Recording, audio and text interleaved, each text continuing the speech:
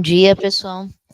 Então, hoje, tenho o prazer de apresentar a doutora Maura Catafesta das Neves, médica otorrinolaringologista pelo HCFM-USP, doutorado em Ciências da Saúde na FM-USP, médica assistente aqui da Otorrino do HU. Ela vai falar para a gente sobre sinusopatias, o que o clínico precisa saber. Muito obrigada, Maura.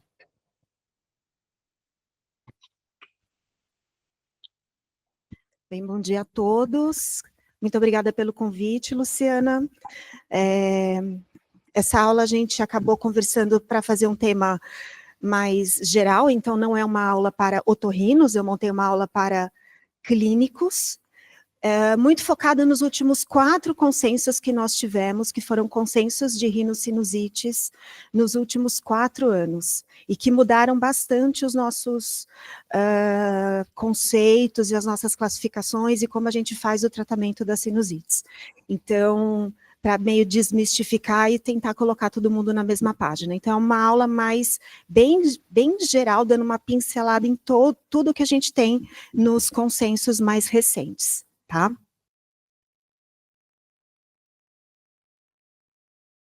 Então, o que os clínicos têm que saber e o que todo mundo deveria saber um pouquinho sobre as sinusites mesmo, tá? Então, pensando nas sinusites, elas são queixas extremamente frequentes no consultório. Então, mesmo que você não seja um otorrinolaringologista, o paciente vai chegar e falar que está com a sinusite atacada. E o que é a sinusite atacada? O que é a rinite atacada? Tá? Lembrando que esses quadros respiratórios de longo prazo, eles têm um impacto na qualidade de vida muito grande, porque atrapalham o sono. Então, são coisas que a gente começou a medir de maneira mais frequente nos últimos anos, esse impacto em qualidade de vida, mas que eles ainda são um pouco dificilmente mensuráveis para a gente, mas atrapalham a vida do paciente. Então, como é que a gente define? É uma inflamação na mucosa nasal e dos seios paranasais, então não é só no nariz, e não é só nos seios, por isso que agora a nomenclatura é rinossinusites, né? Então, e essa inflamação é caracterizada pela presença de 2 ou mais sintomas, sendo obrigatório um dos sintomas, obstrução nasal e congestão e rinorreia. Um dos 2 tem que estar presente. Então, não existe, teoricamente, para nós, uma rinocinusite ou uma sinusite sem sintomas nasais. Tá? Ele está com dor de cabeça, então é uma sinusite atacada. O nariz está entupido? Tem secreção? Não tem sintoma nasal? A gente está pensando numa cefaleia, alguma outra coisa. Tá? Pode ter alguma coisa dentro do seio? Até pode, mas é uma exceção à nossa classificação. E os sintomas associados são dor, opressão facial e redução ou perda do olfato. Mas os 2 primeiros sintomas é obrigatório que tem. Então, como é que a gente está classificando as rinossinusites atualmente? A gente tem as agudas e a gente tem as crônicas. As agudas com menos de 12 semanas e as crônicas com mais de 12 semanas. As agudas, e aí que é o ponto mais importante, a gente tem subdivisões dentro das rinossinusites agudas. Então, nós temos as virais, com menos de 10 dias, nós temos as pós-virais, que ocorrem entre 5 e 10 dias, e nós temos as bacterianas agudas, após 10 dias de quadro. Então, essa classificação, ela é uma classificação que guia, uma classificação europeia, americana e brasileira, todos em acordo, tá? Que os quadros bacterianos, eles são mais tardios. Então, possivelmente, a maioria dos antibióticos que a gente dá para rinossinusites virais, por isso que a azitromicina funciona. Olha só, que legal, certo? Então, esse quadro que a gente tem aqui, ele mostra, esse é o resfriado comum, essa aqui é a pós-viral, então ele está indo bem, ele até dá uma pioradinha, tá? E aqui ele tem, na viral, ele vai persistir com sintomas. E aí, quando é que você vai saber que é uma bacteriana ou não? Né? A gente tem alguns sinais disso que eu vou falar também um pouquinho mais para frente para vocês.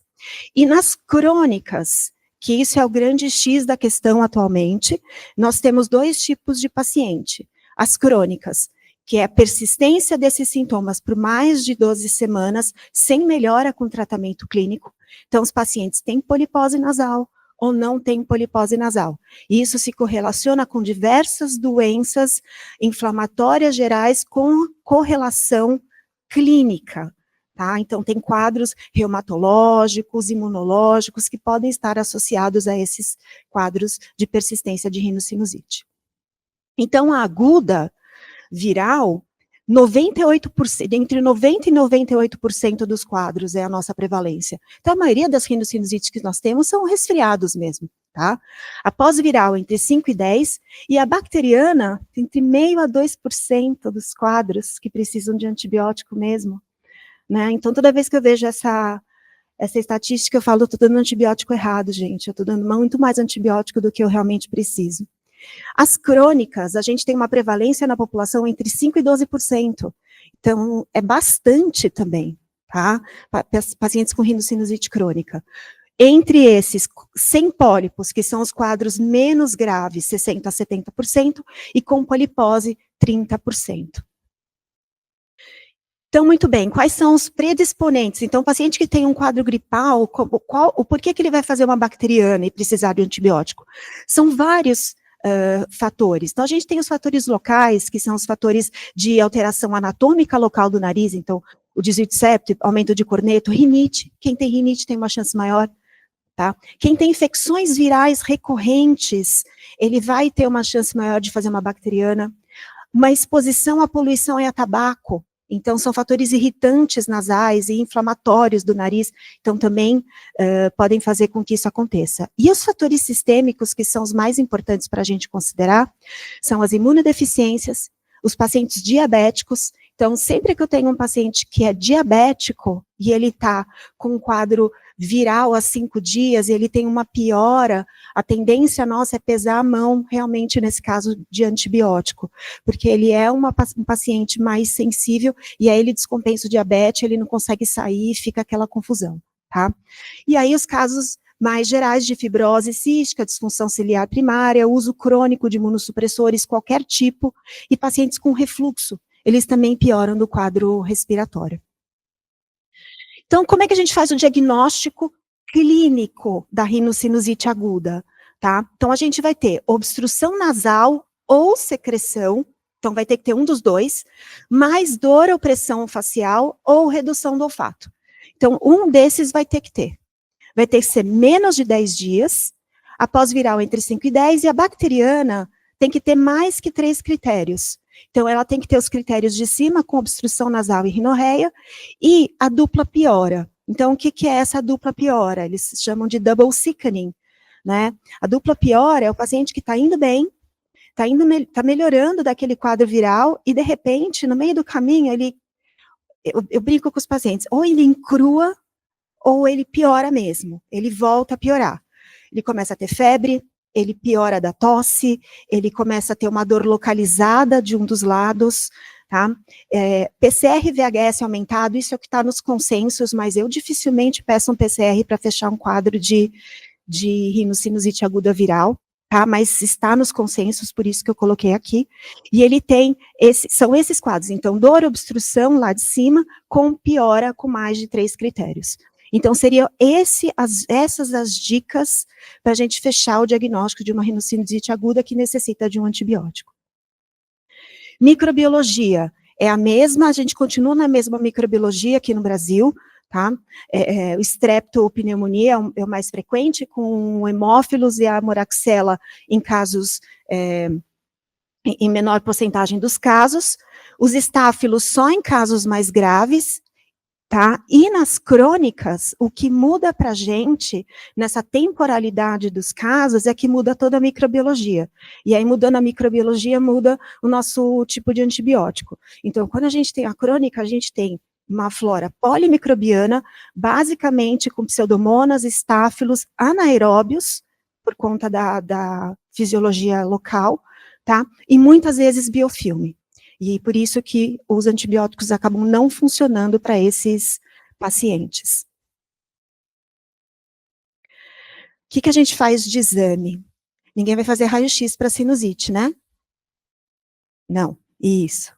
Raio-X não funciona para sinusite, a gente tem uma falha, um falso positivo de 70% e um falso negativo também de entre 30% a 70%. Então, radiografia simples para rinocinusite, esquece, não funciona. O diagnóstico, ele é clínico, tá bom? Você pode pedir auxílio de um otorrino para fazer uma nasofibroscopia, certo? No pronto-socorro, você vai fazer uma tomografia para esse paciente, para fazer o diagnóstico? Não. Quando é que você vai fazer uma tomografia? Quando existir algum sinal, alguma dúvida de complicação. E eu vou falar mais para frente quais são os sinais de complicações que necessitam de uma tomografia para esses pacientes de sinusite aguda, tá? Então, resumindo, de novo, de maneira bem didática, quais são as diferenças entre os tipos de rinocinusite, a viral, a pós-viral, a bacteriana e a crônica, na sua temporalidade, tá? A bacteriana é que pode acontecer febre, nas outros quadros é incomum ou a febre é baixa, tá? A presença de secreção é em todas, não precisa ser amarelada, tá? Pode ser de qualquer cor. Dor, ela vai aumentando. Normalmente na bacteriana, a característica dela, ela ser unilateral, localizada. E a crônica, ela é difusa e contínua. E o único caso que a gente dá antibiótico é a bacteriana aguda. Na crônica, a gente também não dá antibiótico. E como é que a gente trata? Rinocinusite aguda viral ou pós-viral. Corticoide tópico, lavagem nasal, sintomáticos. É isso, tá? Não dar antibiótico. A bacteriana, existe atualmente uma interrogação se a gente dá antibiótico ou não. Alguns consensos, especialmente o americano, e alguns autores europeus já falam que a gente não precisa dar antibiótico para a rinocinusite aguda bacteriana. É bem interessante isso, porque ela tem um limiar, ela tem, nesses trabalhos, que eles fizeram vários duplos cegos com antibiótico e sem antibiótico, tá, o tempo de melhora diferiu em 2, 3 dias. Então, eventualmente, a gente pode não dar antibiótico, não seria tão errado. De maneira muito interessante, o consenso europeu, logo no início do consenso europeu, ele tem 400 páginas, ele é bem extenso, consenso sobre sinusites, ele fala que o uso de antibióticos, a gente está usando de maneira indiscriminada, muito mais do que a gente precisa, e ele tem 4 parágrafos em que ele cita o uso de antibióticos nos países latinos. É bem interessante. E as citações e o que ele fala assim, existe uma dificuldade cultural dos pacientes da região latina em não dar antibiótico, e ele coloca, isso está no consenso europeu. Então, quando eu li o consenso, eu falei, né, verdade mesmo, né, a gente tem, e o nosso paciente pede, se a gente não dá, ele vai no outro, e o pior é que ele ganha um antibiótico que não tem nada a ver, e ele vai usar um antibiótico errado, e que não faria diferença, ele vai achar que fez diferença, porque, na verdade, a doença já ia melhorar de qualquer forma. Então, muito interessante, eu queria citar isso para vocês, que no consenso europeu isso já está citado, é cultural nosso, e talvez a gente, e os residentes que estão aqui, os alunos que estão aqui, tenham que entender que a gente tem que começar a tentar mudar essa cultura de maneira lenta e gradual, não precisa de antibiótico, gente, tá? Tá bom, e quais são os que vocês vão dar? A gente pode dar moxa com clavulanato, a moxa. Eles citam ainda a doxicilina, mas a gente aqui no Brasil não usa, a gente usa muito as cefalosporinas, e a levo é terceira linha, tá? Não é primeira linha. E olha que interessante, não tem nenhum macrolídeo aqui, né? Não tem, tá? Ácitro e clarito são excluídos, porque eles dão muita resistência na via aérea superior. A gente acaba não utilizando. Então, falha demais. Então, é contraindicação, tá bom? Também as sulfas e as éritros. Isso foi citação dos consensos, eu coloquei aqui, baseado no consenso, tá bom? Esse é o guideline do consenso para sinusite aguda. E eu gostaria, assim, de citar algumas coisas que são interessantes aqui, porque ele coloca aqui em cima os sintomas que eu já falei para você de critério diagnóstico, E aí a gente vê se o paciente tem uma dupla piora. Se ele não tem, ele entra em critérios de autocuidado. Então, o que que é? Autoeducação com telemedicina, fitoterápico, zinco, vitamina C, considera a lavagem nasal, evita antibióticos, tá? A lavagem nasal para esses pacientes, ela é muito importante, porque existe uma capacidade muito grande do soro no nariz de fazer a limpeza mecânica dessas secreções, diminuir o edema e auxiliar na resolução da doença. Para eles, isso já é autocuidado, isso já está, tipo, escovar dente. Isso já é o normal deles. E a gente aqui ainda não utiliza esse mecanismo de maneira tão rotineira. Então, isso seria bastante interessante. Existem os fitoterápicos que a gente tem alguns que são pelargonium, que são interessantes, tá? O pelargonium, o nome comercial aqui eu não tenho nenhum conflito, é um CAN, ou caloba. Eles têm ação antiviral. Então, no início dos quadros é interessante dar, ele tem ação, tem trabalhos científicos mostrando que funcionam, então a gente pode utilizar, e eventualmente resolvem o quadro viral, tá? As vitaminas C aqui eles colocam, mas a vitamina C nesses casos de quadros virais tem uma evidência apenas em pacientes que usam, que têm atividade física mais intensa. Então, quem faz uma atividade física mais intensa, quando faz uma suplementação de vitamina C, poderia ser preventivo, tá, nesses quadros. Mas aqui eles acabam colocando como geral, tá? E assim, é sempre evitar antibiótico. E ele vai dar o antibiótico só lá embaixo, só depois que ele passou com tudo, só depois que ele melhorou. Então, o que eu queria colocar é isso aqui, ó, esse início é muito importante. Eventualmente, se mantém o quadro, a gente entra com corticoide spray. Aqui no começo, muitas vezes eu já entro com spray nasal, se o paciente vem comigo. Um spray tópico de corticoide. A ação é local, não tem ação sistêmica, ele descongestiona o nariz e potencializa a drenagem. Tá? Então, isso também ajudaria. Ele usa por 10 dias e para de usar a medicação depois. Melhor do que dar corticoide oral para todos os pacientes. Tá? Então, esse é o guideline de sinusites agudas. Os sinais de alerta. Quando é que a gente vai pedir uma tomografia? Quando o paciente piora, e aí a gente tem 3 pontos de, 3 itens de complicação em cima das sinusites agudas. Ou ela é orbitária, ou ela é óssea, ou ela é neurológica. Então, a orbitária, a gente tem uma progressão, a gente tem uma progressão da doença sinusal para o olho, com uma celulite paraorbitária, acredito que vocês já tenham visto isso bastante na pediatria, né?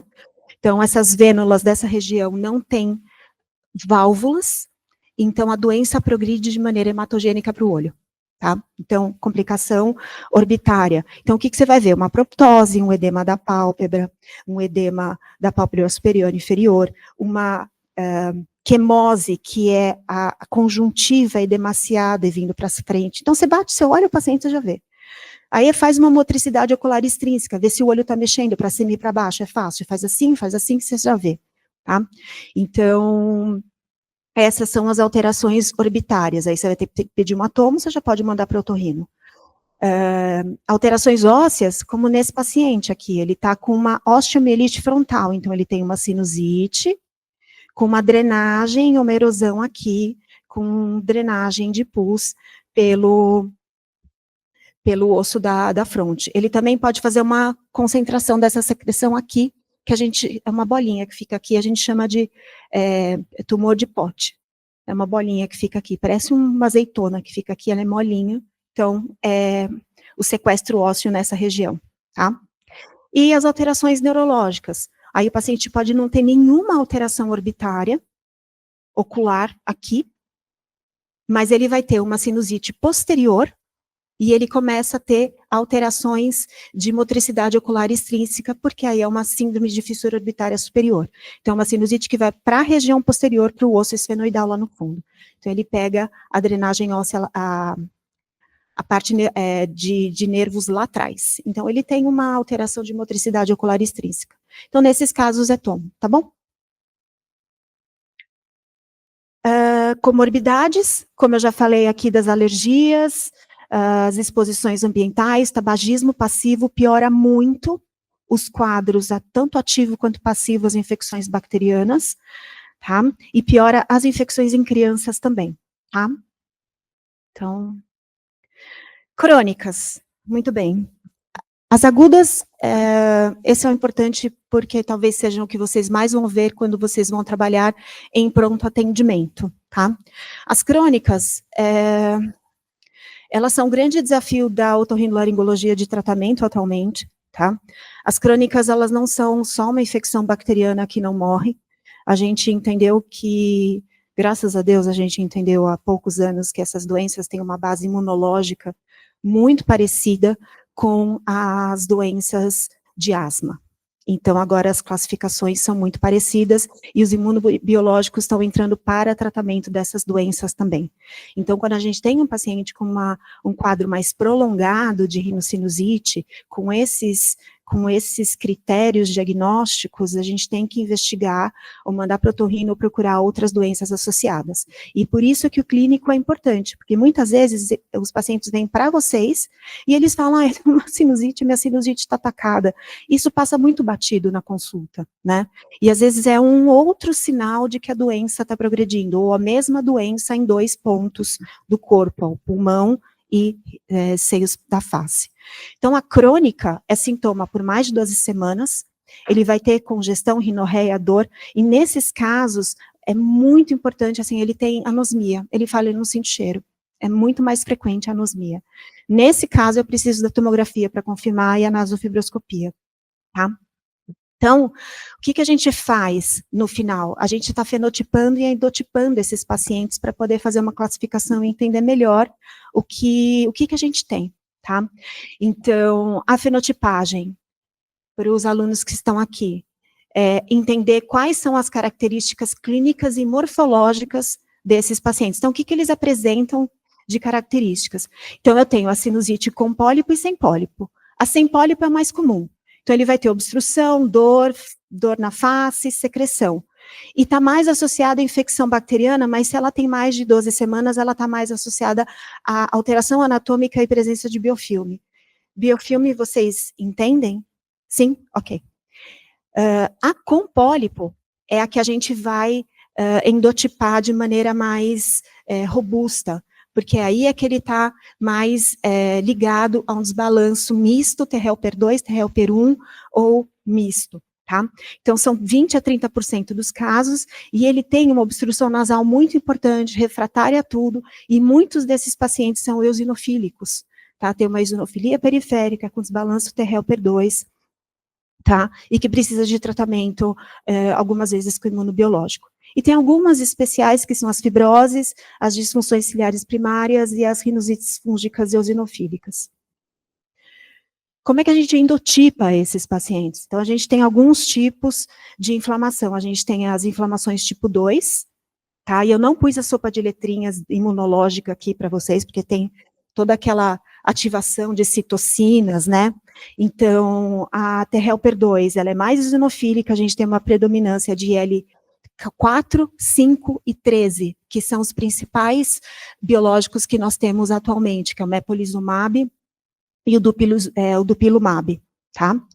Para tratamento desses pacientes. O omalizumab é um anti-IgE, não funciona muito bem para esses casos, e o benralizumab é um anti-receptor IL-5, também funciona bem para esses casos, mas a gente ainda não está com ele muito no Brasil. A gente tem o DUP e o MEPO, tá? Esses pacientes são pacientes que têm asma associada, são pacientes que têm uma doença exacerbada por aspirina. Então, muitas vezes o pulmão dele é muito ruim e o nariz dele é muito ruim. E pensando na via aérea unificada, quando você trata o nariz, você melhora o pulmão, quando você trata o pulmão, você melhora o nariz. Então, tem que fazer o tratamento conjunto desses pacientes. A inflamação não tipo 2, que é a T-helper1, T-helper 17, que é mais neutrofílica, ela é mais comum na Ásia, tá? Aqui no Brasil a gente tem um pouco, e a gente acaba não utilizando biológico para isso, é mais um tratamento com corticoide, cirurgia, porque é biofilme de maneira persistente. Teve um colega, e assim, esses são o que está descrito nos consensos. De 5 anos para cá, foi isso que está descrito nos consensos, o que a gente percebe? Que é muito interessante, porque o consenso é europeu, o consenso é coreano, é americano, mas aqui no Brasil, a nossa população, ela não é caucasiana simples europeia, ela não é asiática total, a gente acha que misturou com todo mundo, né? E aí eu tenho um colega que fez um pós-doutorado, que ele acabou de publicar, sobre essa endotipagem, para a gente entender por que os nossos pacientes não respondem tão bem. E o que ele percebeu é que os nossos pacientes aqui no Brasil, a gente tem um tipo misto, com uma resposta de T-helper 2 e não T-helper 2. Então, a gente é mais misto do que T-helper 2 puro.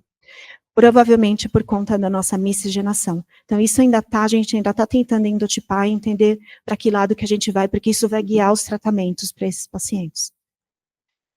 Então, quando a gente tem a rinocinusite crônica, e essas são as classificações dos consensos, o que a gente tem? As crônicas primárias localizadas ou difusas, tipo 2 ou não tipo 2, e a gente tem a fúngica eosinofílica ou uma sinusite que é isolada. Se ela é difusa bilateral, se ela é inflamatória eosinofílica, ela vai ser uma doença do compartimento central, uma sinusite com pólipo, e a não tipo 2 é a crônica não eosinofílica. Então, você vê que já classificou tudo. E as secundárias, a gente tem odontogênica, bola fúngica, tumor, e a gente tem a GPA, as GEPAs, que são as doenças de Sturge-Strauss, as granulocíticas, né? E as imunodeficiências seletivas a gente também pode ter como uma rinocinusite. Esses dias eu estava atrás do Alexander, porque eu acho que eu estou com uma paciente com Sturge-Strauss no ambulatório aqui, né? Ela tem mais de 1.000 eosinófilos no hemograma. Então, realmente eu estava... É muito diferente. Então, são essas doenças que a gente tem que entender, e entender que ela tem um intercâmbio com a pneumo e com a reumatologia. E quando você vê esses pacientes, pergunta se a sinusite está atacada, se tem alguma coisa a mais, tá? Comorbidades dos pacientes com as rinossinusites crônicas, né? Então, a asma, a rinite, a alergia por fungo, a doença respiratória exacerbada por aspirina, então é um paciente que tem intolerância à aspirina, anti-inflamatório, ele toma isso, ele tem um broncoespasmo. Ele toma um cataflã, ele tem um broncoespasmo. Então, isso é um paciente que provavelmente tem alguma doença ligada à parte eosinofílica. Tá? As imunodeficiências, as comuns variáveis, elas abrem em adultos, então não é infrequente, a pessoa que é saudável começa a ter infecções de repetição, tá? A doença da IgA é mais frequente em criança, mas também pode acontecer. E aí, nesses casos, a gente tem rinossinusites agudas de repetição. Então, ele tem uma sinusite, trata, melhora, fica ótimo. Ele tem outra sinusite, ele trata, fica ótimo, tá? Na crônica, você dá um antibiótico, ele pode até dar uma melhorada, mas ele nunca fica ótimo. Então, esse é o critério que determina que é crônica, porque ele nunca fica sem sintoma. Então, ele está sempre com sintoma. Pode até dar uma melhoradinha, tá? Como é que a gente trata a rinocinusite crônica? A gente não usa antibiótico. A gente só usa quando ele agudiza. Então, ele tá ruim, aí ele chega em você e fala assim, nossa, Maura, eu piorei essa semana, tô gripada, tô com uma dor mais localizada. Aí você entra com um antibiótico para ele. Mas ele vai sair daquele quadro agudo e voltar para o quadro crônico basal dele, quadro ruim basal dele, tá? O que a gente usa? Corticoide tópico, lavagem nasal, e aí é quando vocês têm que encaminhar para o otorrino, porque a gente tem que eventualmente avaliar uma cirurgia, tá? Então aqui, quando você vai encaminhar para o otorrino, assim, né? Vamos lá. Sintomas mais que 10 dias e não melhora. Se você tratou e você acha que está refratário, você pode pedir ajuda. Mais de 3 episódios de sinusite aguda por ano, 3 ou mais, tá? Tratou, melhorou, tratou, melhorou, tratou, melhorou, melhor avaliar o que está acontecendo, tá bom? Você está suspeitando de uma sinusite crônica, seu paciente está 3 meses com sintoma, ou vem há 3 meses de maneira consecutiva, falando para você, eu estou com a sinusite atacada, estou com a sinusite atacada, estou com a sinusite atacada. Eles falam desse jeito, tá? Pede uma avaliação. Se você pensa que ele pode ter pólipos, ou ele tem asma, encaminha. E se ele tem uma complicação, é um encaminhamento mais urgente, da orbitária, ou se você suspeita da parte neurológica dele. Tá? Resumo prático de tratamento. Sinusite aguda. Leve ou moderada, você pode passar sintomáticos, lavagem nasal e corticoide tópico. Se você tem certeza que é uma bacteriana há mais de 10 dias, antibiótico e lavagem nasal. Se você tem uma sinusite crônica, lavagem nasal, corticoide e encaminha para o seu otorrino. E se tem uma complicação, ao otorrino com urgência. E aqui eu coloquei os dispositivos de lavagem nasal que a gente tem todos aqui no Brasil, tá? Na rede pública a gente usa muita seringa, o paciente pode lavar com seringa, mas nas farmácias a gente tem de maneira prática e fácil as garrafinhas de squeeze, tá? Qualquer vídeo no YouTube mostra como usar a garrafinha, tá bom? Então, é muito fácil, é fácil de usar. Mas lembrando, se o paciente nunca lavou, é melhor ele começar com uma seringa, e aí ele vai para um outro dispositivo de maior volume, tá? Então, começa com a seringa. Se o paciente nunca lavou, uma seringa de 20 ml, ele goteja 10 ml de cada lado, vai ser excelente para o quadro viral dele, vai resolver, tá? Se ele já lava, pede para ele lavar mais vezes. Isso também vai ajudar, tá bom?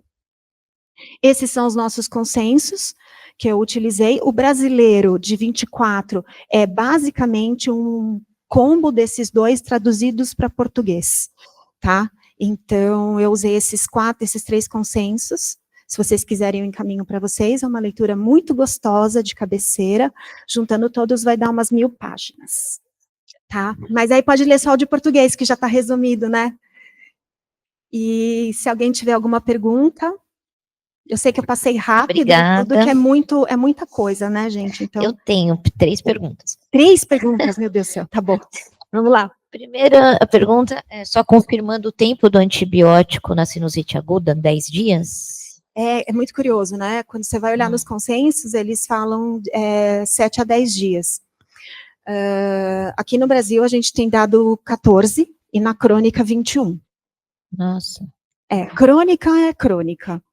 E o que acontece é que a gente tem uma penetração ruim de antibiótico nessa região que tem essa inflamação de maneira crônica, né? Então, a gente tem osteite, então realmente você acaba precisando de mais tempo de antibiótico. E na crônica, seria outra pergunta, quando a gente considera que é uma exacerbação, só piora clínica ou tem que ter febre para dar antibiótico? Não, você sabe que eu coloquei o que o consenso coloca, Luciana, como febre, mas a maioria dos meus pacientes de sinusite, assim, é raro eu ver febre. Mesmo na tabela, eu coloquei o que o consenso fala, tá? Mas, assim, os meus pacientes, quando ele piora, ele tem a dupla piora, eu tenho um diabético ele não vai fazer febre, eu tenho um idoso que está gripado há 5, 6 dias e piorou, ele não faz febre, né? O adulto, muitas vezes ele localiza, como ele fala, dor localizada no seio, dor no dente, né? Aí ele localiza de maneira mais frequente, mas eles não fazem febre. Então, para saber que um crônico piorou, ele mesmo fala. Ele tosse mais, ele fala que está com mais catarro, ele fala que o nariz entupiu um pouco mais, ele fala que ele piorou. Eu não estava assim, eu dei uma piorada. Eu falei, você acha que você ficou resfriado? Doutor, eu acho que eu estou meio resfriado mesmo. Porque eles podem pegar quadros virais que vão piorar a base ruim deles, né? Porque ele já não tem defesa. Ele tem uma mucosa inflamada e doente, sem batimento ciliar, que é o batimento ciliar da via respiratória. Então, ele já não tem uma defesa muito boa. Então, quem tem uma rinocinusite crônica de base, ele não tem essa defesa tão adequada. A mesma coisa do diabético, aquela defesa dele, pelo quadro vascular dele, já não é tão boa. Então, eles às vezes não fazem febre. Tá? E qual antibiótico que usa na crônica? Na crônica? Olha, na crônica, Eu uso amoxa com clavulanato. Às vezes eu uso amoxicilina com Flagyl, dependendo. Às vezes eu uso Clinda, porque eu tenho que cobrir anaeróbio.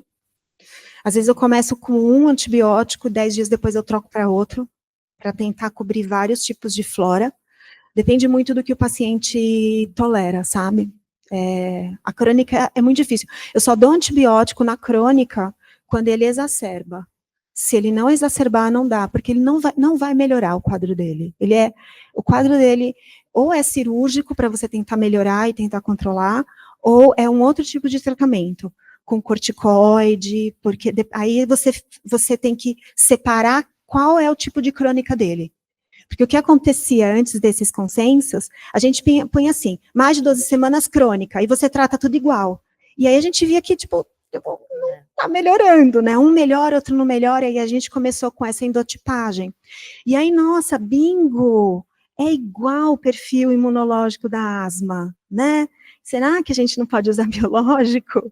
E isso foi um insight que começou a acontecer de uns 10 anos para cá. E é exatamente igual, perfil de desbalanço eosinofílico é o mesmo, é a mesma doença em 2 lugares, né? E a cirurgia é para retirada de obstruções? Isso. É quando tiver alguma obstrução. Só. Isso, a cirurgia a gente chama de cirurgia funcional. O objetivo da cirurgia é abrir os ósseos de drenagem dos seios com o nariz. Então, o ósseo, ele é um ósseo de meio centímetro, tá, do maxilar, do frontal, meio centímetro, pô, é muito estreito. E aí, quando você tem um quadro viral, você tem edema. A hora que aquilo edemacia, fecha. A hora que fecha, você tem secreção, e é isso que dá a dor. Então, quando você começa a desinflamar, você abre. Se é crônico, aquilo está cronicamente fechado, né? Então, a abertura, a gente abre, então, em vez de deixar com meio centímetro, você põe 3 centímetros. E aí ele joga o soro entra e sai, e consegue lavar. Então, a cirurgia é para funcionalizar, a gente não arranca a mucosa, nada, a gente abre os ósseos e faz com que o catarro drene. E outra pergunta, o que eu vejo muito pessoal dando corticóide oral na sinusite aguda, tem indicação? Não. Não, né? Não. E eu brigo com os meus residentes. Porque virou bala tic-tac. Eu vejo bastante aqui. Não, eu falo, gente, o que é isso? Não tem indicação, vamos pelo consenso. Nem para IVAs tem consenso de dar corticoide. Não, corticoide oral para um resfriado. E se a gente faz uma tomografia por outro motivo, que isso é comum, a gente acha sinusopatia. A pessoa assintomática precisa fazer algo com isso? Depende do que o radiologista classificou como sinusopatia. Muitas vezes, quando ele faz essa tomo, qualquer edema de mucosa discreto, pequeno, ele vai classificar como uma sinusopatia, tá? Então, acho que vale a pena você dar uma olhada na tomografia. Se o paciente está... O que a gente fica mais preocupado com quadros assintomáticos são velamentos, ou seja, o seio está totalmente fechado, tá? Se o seio está totalmente fechado, eu tenho que olhar. Que pode ser uma besteira, desculpa, entre aspas, um cisto, ou pode ser um tumor, tá? Então, se ele laudou sinusopatia, e você olha aquela tomo, mas não tá tão ruim essa tomografia, tem um velamentozinho, tem uma linha de edema, de mucosa embaixo, tudo bem, deixa quieto, isso todo mundo vai ter. Porque a gente mora em São Paulo e a gente respira esse ar, então um pouco de inflamação sinusal a gente vai ter. O problema é você ter um bloqueio de meato, né, que é a região de drenagem, aí ele fala meato médio bloqueado, ósseos de drenagem, recessos bloqueados, porque esses são os espaços de drenagem, tá? E se tem um velamento total. Se um seio tá totalmente velado, o que acontece é mais raro, tá? Ter um tumor nessa região, mas pode acontecer. Então, o que acontece, por que a gente pega em T4 esses tumores, é porque ele cresce no espaço oco. E aí, quando ele ultrapassa o seio, ele já deu meta. Então, se você vê um seio velado, de duas uma. Ou é um pólipozinho, um cistozinho que não tem nada de grave, ou, eventualmente, pode ser um papiloma, alguma coisa com uma transformação maligna. Então, se está velado totalmente ou ocupado, manda para o otorrino. Se é uma sinusopatia discretinha, seja feliz. Ou manda foto para o seu otorrino e fala, me ajuda aqui, isso aqui você tem que ver ou não, tá tudo bem? Também serve. Gente, alguém quer fazer mais alguma perguntinha?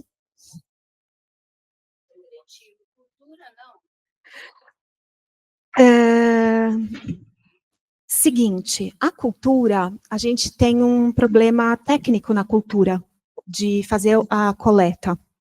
Porque a hora que você passa, porque para eu ter uma cultura que seja significativa de quais são os agentes da rinocinusite, eu tenho que colher do meato médio, que é a região lá de dentro do nariz, onde a gente tem a drenagem do seio maxilar com etimoidal cofrontal. Eu tenho que colher dali, tá?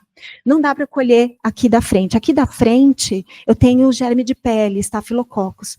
Então, o que acontece? Quando entra com o cotonete, ele já contamina. Então, não é significativo para a gente, tá?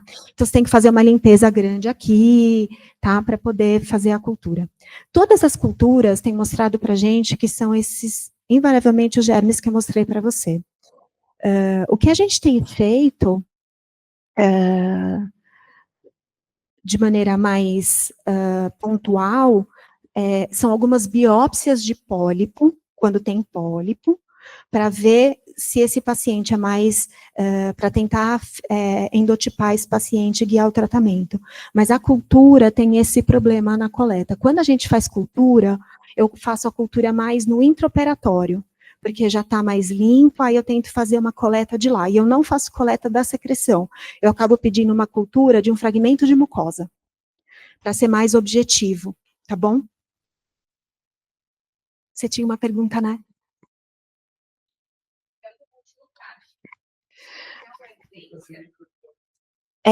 Ela perguntou sobre o papel do montelukast no tratamento. O montelukast para as rinossinusites, eles não tem muita evidência no tratamento, tá bom?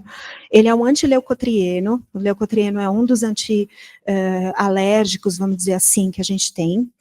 Eu não coloquei a tabela dos tratamentos, porque a maioria deles não tem indicação de uso para os pacientes, tá? A gente usa se ele tiver, por exemplo, então, algumas situações em que você pode ter uma pista que o antileucotrieno funcione melhor. Um paciente com asma, muitas vezes ele tem mais receptores de antileucotrieno, então você pode utilizar, mas não para sinusite crônica, para ajudar na asma. E às vezes ele ajuda no nariz, tá? Se ele tem uma rinite alérgica associada, então o paciente ele tem uma rinite, alergia, coceira, espirros, obstrução, e junto com isso, em alguns momentos, ele infecta. Tá? Então, piora a dor, o catarro muda de cor, ele tem aquele quadro mais prolongado, tá? Diminui a coceira, então esses são os parâmetros que a gente tem para separar uma rinite de um quadro gripal. Aí você pode usar o montelukast como tratamento de base para esses pacientes.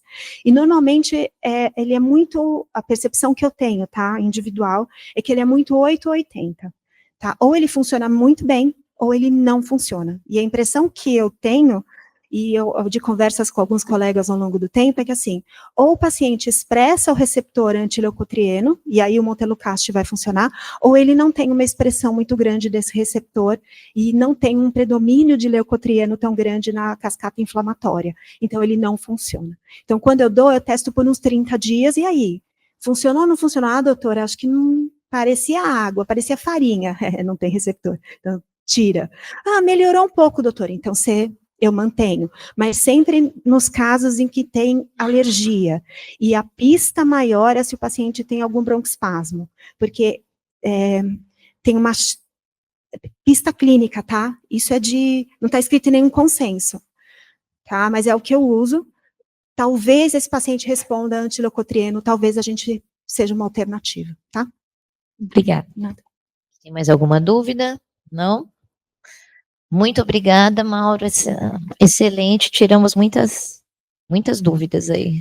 Obrigada, gente. Obrigadão.